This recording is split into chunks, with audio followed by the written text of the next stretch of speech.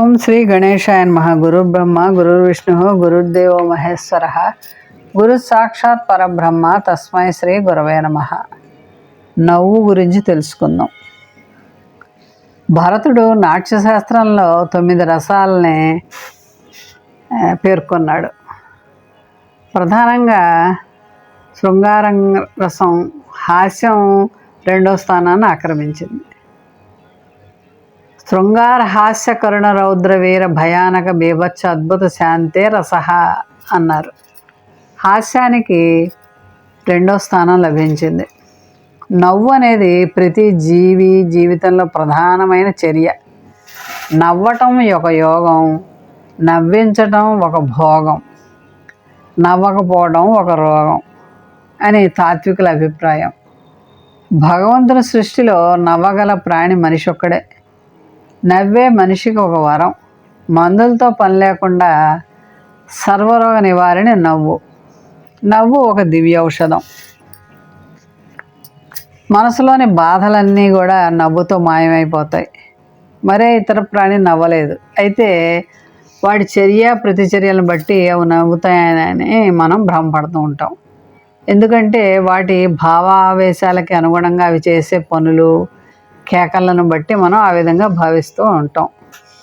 ఆనందో బ్రహ్మ అంటారు. ఆనందం బ్రహ్మానందం సహోదరుని అర్థం. అంతటి ఆనందాన్ని ఇచ్చే శక్తి, అనుభవించే శక్తి ఒక్క మానవుడికి మాత్రమే ఉంది. నవ్వు అనేది దైవత్వానికి చిహ్నం. నవ్వితే మనసులో ఉన్న కల్మషాలన్నీ దూరంగా అయిపోతాయి. నిండైన నవ్వు ముఖంలో 32 కండరాలకి వ్యాయామం జరుగుతుంది అంటారు. మనసులోని బాధలు కూడా అంతమవుతాయని చెప్తూ ఉంటారు. ఆధునిక కాలంలో హడావుడి జీవితంలో పడి నవ్వును మరిచిపోయిన మనుషులు లాఫింగ్ క్లబ్బుల్ని ఏర్పాటు చేసుకుని ఉదయం సాయంకాలాలు అక్కడికి వెళ్ళి హాస్యపు కబుర్లు చెప్పుకొని పడి నవ్వుతూ ఆరోగ్యాన్ని చేకూర్చుకుంటూ ఉంటారు. నవ్వును వైద్యంగా పరిగణిస్తారు తత్వవేత్తలు. నవ్వుల్లో ఎన్నో రకాలున్నాయి. మందహాసం, చిరుమందహాసం, నవ్వు, అతిహాసం, వికటాట్టహాసం, ఇవన్నీ కూడా. గుర్రం జాషువా నవ్వును జంతువులు నరుడు నవ్వును నవ్వులు చిత్తవృత్తికి దివ్యలు, కొన్ని నవ్వులెటు తేలవు కొన్ని విషప్రయుక్తముల్, పువ్వులు ఓలే ప్రేమరసముల్ వెలిగక్క విశుద్ధమైనవే, నవ్వులు సర్వము దుఃఖదమనంబు వ్యాధులకు మహౌషధల్ అని గుర్రం జాషువా అన్నారు. అటువంటి సర్వరోగ నివారణ అయిన నవ్వును నవ్వేద్దామా? మనసారా నవ్వుకుందాం. మానసిక తృప్తిని పొందుదాం, ఆరోగ్యాన్ని పొందుదాం. నవ్వు 2 వ్యక్తుల్ని కలుపుతుంది. శత్రువు ఎదురైనప్పుడు ఒక్క చిరునవ్వు శత్రుత్వాన్ని సైతం తొలగిస్తుంది. రామాయణంలో రాముడు పూర్వస్మిత భాషి అని వాల్మీకి పేర్కొన్నాడు. ఎవరైనా ఎదురుపడినప్పుడు శ్రీరాముడే ముందు పలకరించేవాట. ఎలా ఉన్నారు ఏమిటి అని యోగక్షేమాలు కనుక్కునేవాడు. శత్రువు ఎదురైనా చిరునవ్వుతో పలకరించేవాడు అని అర్థం. నవ్వు రోగాలను మాత్రమే కాదు, మనుషుల మధ్య దూరాన్ని కూడా పోగొడుతుంది. నవ్వడం వలన శరీరంలో కోటి కోల్ అయాన్ అనే హార్మోన్లు విడుదలవుతాయి. ఎండార్ఫిన్ అనే హార్మోన్ ఉత్పత్తి అవుతుంది. శారీరక మానసిక రుగ్మతల్ని దూరం చేసి ప్రశాంతతను ఇవ్వడంలో ఈ హార్మోన్లు ఎంతో ఉపయోగపడతాయి మనకి. నవ్వును గురించి తెలిపే శాస్త్రాన్ని జెలోటాలజీ అంటారు. మనస్ఫూర్తిగా నవ్వే వ్యక్తుల జీవితకాలం కూడా పెరుగుతుందని మన పెద్దవాళ్ళు అంటూ ఉంటారు. ఆరోగ్యవంతమైన జీవితం కూడా గడుపుతారని తెలిపారు. మనసారా నవ్వగలిగితే శారీరక ఆరోగ్యమే కాదు, మానసిక ప్రశాంతత కూడా దొరుకుతుంది. నవ్వుతూ మాట్లాడే వాళ్ళతో స్నేహం చేయడానికి ప్రతివారు కూడా ముందుకొస్తారు. అంతేకాకుండా ఎంతటి బాధలనైనా తట్టుకునే శక్తి కూడా ఇస్తుంది నవ్వు. అందుకనే నవ్వుతూ మాట్లాడే వ్యక్తులతో వాళ్ళతోటే స్నేహం చేయాలనిపిస్తుంది మనకి. వాళ్ళని చూడంగానే మనసు తేలికబడి ఎంతో ఆనందం కలుగుతుంది.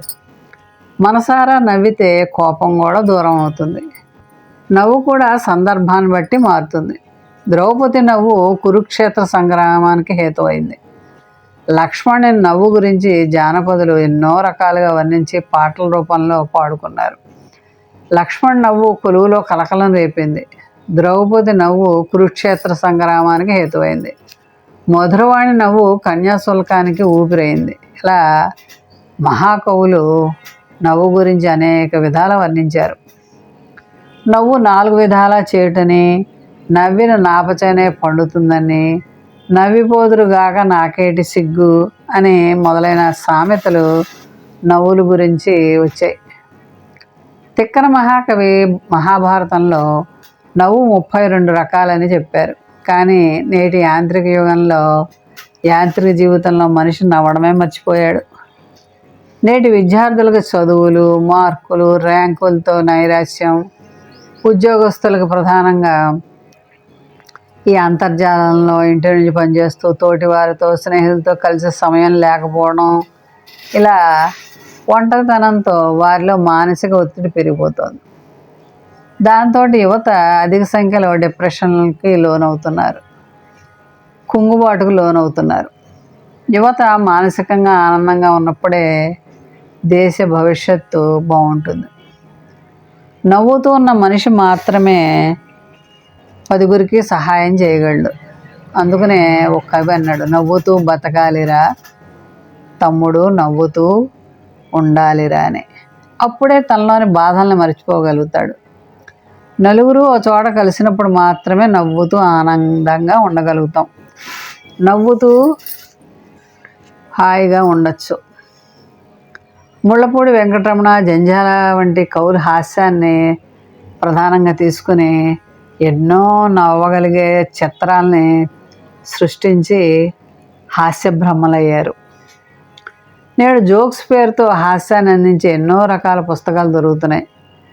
అలాంటి పుస్తకాలను చదివి హాయిగా మనసారా నవ్వుకోవచ్చు, ఆరోగ్యం పెంపొందించుకోవచ్చు. మనసారా నవ్వామనుకోండి, రక్తపోటు, గుండెపోటు మనకి రావు. మనం పసిపాపను చూస్తే ఆ బోసి నవ్వుల్లో భగవంతుడే కనిపిస్తూ ఉంటాడు. మనసారా నిండుగా నవ్వితే మనిషిలో అమృత హృదయం ఉంటుంది. అందుకే జీవితానికి నవ్వే ప్రధానం. ఆరోగ్యానికి ఔషధం, కోపానికి విరుగుడు, స్నేహానికి వెలుగు, డబ్బుతో కొనలేనిది, జీవితాన్ని ఆనందంగా ఉంచగలిగేది, ఆరోగ్యాన్ని అందించగలిగేది నవ్వు.